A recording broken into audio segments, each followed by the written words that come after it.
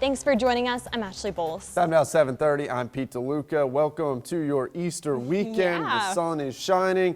Things are looking nice out there. Today, though, one of those days you start the day off with hot coffee.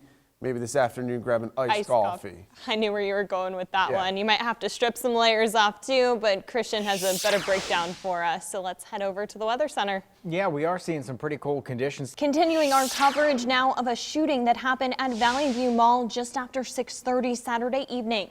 Here's what we know so far. The death toll from Hurricane Ida and its remnants stands at 63. As the recovery continues, hundreds and thousands of Louisiana residents remain without electricity, and running water is in short supply. After visiting the Gulf Coast on Saturday, President Biden plans to tour the hardest hit parts of the Northeast next week.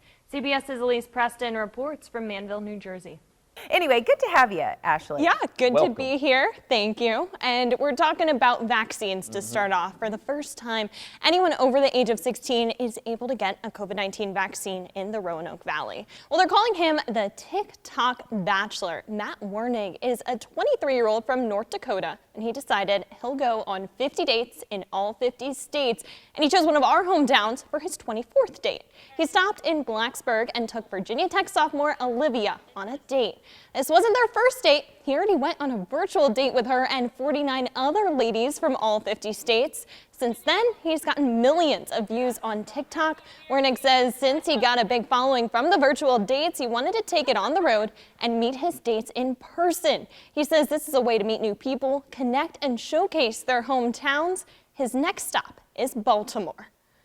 That is something else. What do you guys think about that? I don't know if I want to touch that with the 10-foot pole. I'm in trouble. You will really want to know what I think. I have Sophomore, she's young, isn't she? I do. It's 23. Oh dear. Curious. I mean, I do have thoughts on it. There's Ashley. a lot to unpack there. There really is a lot to unpack. Overnight, there were more deadly attacks on the Gaza Strip. Laura Podesta has the latest.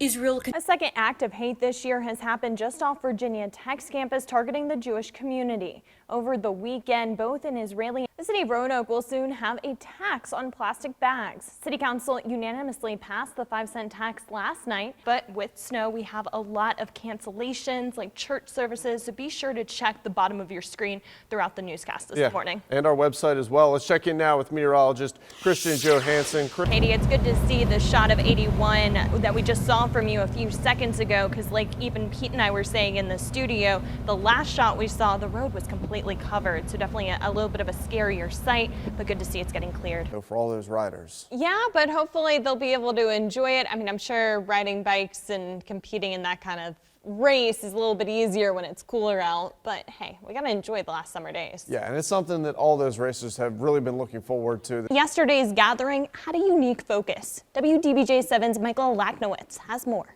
Well, did you dream of going to space when you were a kid? Yeah, who didn't? Yeah, everyone did. Well, one boy from Canada definitely does, and he even got to experience a Zoom meeting out of this world. I personally don't love the S word, but you know, it's got to happen eventually, right? Yeah, it's almost a little too early for this, but it does look like we're going to have some impacts, not only tomorrow morning, but on Wednesday through much of the day. Yeah, we'll check back in with you later. Thanks, Christian.